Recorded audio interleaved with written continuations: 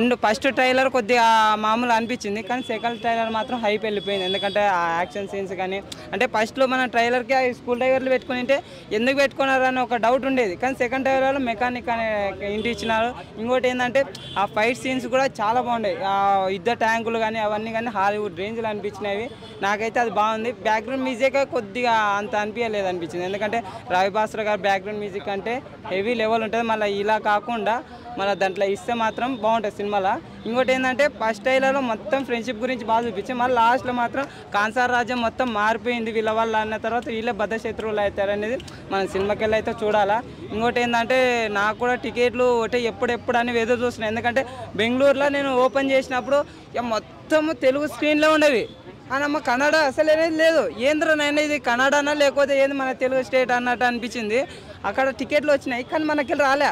ఆ తర్వాత నిన్న నువ్వు చూస్తే నిన్న లాఠీ చార్జ్ కూడా జరిగింది ఫ్యాన్స్ మీద భీమరామ థియేటర్ ఆర్టీసీ క్రాస్ రోడ్ కాడ. కానీ అంటే టికెట్ గురించి ఆత్రాన వెయిట్ చేస్తాం. ఇంకోటి ఏంటంటే రాత్రి నుంచి చూస్తున్నా ఎక్కడ టికెట్ బుక్ అవుతలేదు.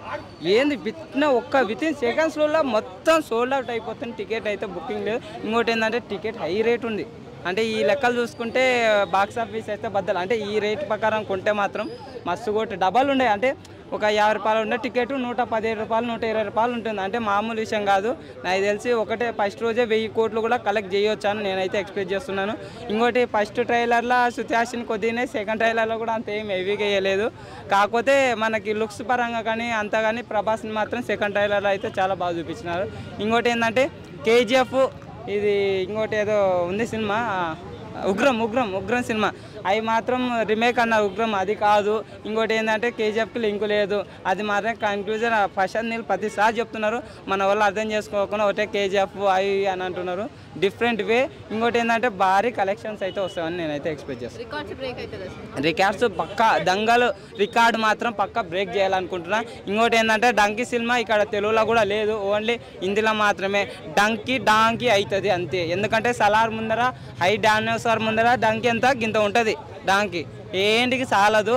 ఇంక మొత్తం ఇంతకుముందు భూ ప్రపంచాన్ని మొత్తాన్ని డైనోసార్ వేలేసినట్టు ఇప్పుడు సినిమా ప్రపంచాన్ని మొత్తం మన డైనోసార్ ప్రభాస్ అన్న మాత్రం వేలేస్తాడు. ఇంకా మామూలు ఉండదు అసలుకి. సంక్రాంతి వరకు అయితే రేటింగ్ ఇది మూవీ కాదాక సంక్రాంతి వరకు అయితే మొత్తం మేలేస్తాడు. మామూలు కాదు. వచ్చిన ప్రతి ఒక్కరు అంటే చిన్నపిల్లల కాడ నుంచి వాళ్ళు చాలామంది అయితే వచ్చి సంక్రాంతికి మూవీ చూసి అయితే పక్క వెళ్తారు. ట్రైలర్ పరంగా అయితే సెకండ్ ట్రైలర్ అయితే బాగుంది. షారుఖ్ ఖాన్ ఫ్యాన్స్ సలార్ మూవీని ట్రోల్ చేశారు కదా, ఒక్క మాటలు షారుఖ్ ఖాన్ ఫ్యాన్స్ ఏం చెప్తున్నారు? ఆ నేల తెలుసు కదా, సాహో అప్పుడు అక్కడ పోయి ఆ నేల ముందరనే ఆడింది. ఇప్పుడు ఏంది ఇంకా డాంకీ కూడా ఇదో చూసే టికెట్లు 6 లక్షల టికెట్లు ఏమో బుక్ అయిపోయినాయి.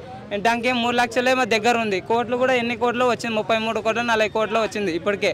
అంటే ఇప్పుడు ఇందాకనే ఒక నైట్ పెట్టినాడు. ఎక్కడ చూసుకో ఇంకా థియేటర్లు చాలా వదలలేదు. ఎక్కడ చూసుకో మొత్తం సోల్డ్ అవుటే ఉండేవి. అలాంటిది ఇంకా ఫుల్ థియేటర్లో వదిలితే మొత్తం క్రాస్ అయిపోతే సర్వరే బ్లాక్ అవుతుంది బుక్ మై షోది. మామూలు ఇంకోటి అది పేటిఎంలో కూడా ఎప్పుడు రాలేంది. టికెట్ మీద క్లిక్ చేస్తే ప్రభాస్ ఫోటో కూడా వస్తుంది. మొత్తం చేంజ్ చేసి పడేస్తాం. ప్రభాస్ ఇంకా మొత్తం ఆపలేరు ఎవరు డైనోసార్ని అయితే. మా సత్యం 24 ఫ్రేమ్స్ ఛానల్ని సబ్స్క్రైబ్ చేసుకుని బెల్ ఐకాన్ని యాక్టివేట్ చేసి లైక్ చేయగలరు, షేర్ చేయగలరు.